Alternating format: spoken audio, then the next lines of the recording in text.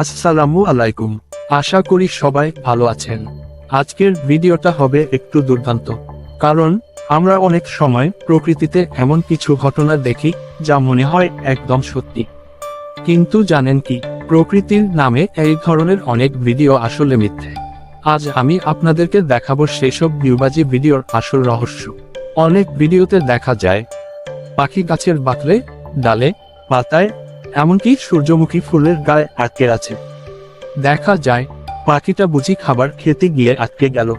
আসলে এই ধরনের ঘটনা প্রকৃতিতে খুবই বিরল, কারণ প্রকৃতিতে কোনো পাখি খাবার খেতে গিয়ে এভাবে আটকে যায় না। এগুলো আসলে শিকারীদের ফাঁদ।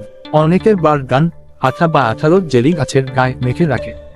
পাখি খাবারের আশায় বসতে গেলে ওই আঠায় আটকে যায়।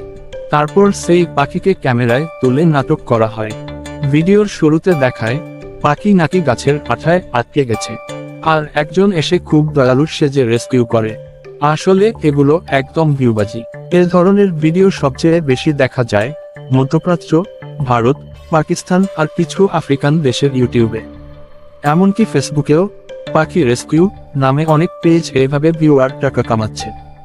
আমাদের উচিত এই ভিডিওগুলো শেয়ার না করা, ভালো করে বুঝে নেওয়া। পাখির প্রকৃতিতে কষ্ট দিয়ে এভাবে নাটক করা একদম অন্যায়। তাই আসুন সবাই মিলে এই ভিউবাজি আর নির্মম ভিডিওর বিরুদ্ধে আওয়াজ তুলি। প্রকৃতিকে ভালোবাসুন, প্রকৃতিকে রক্ষা করুন।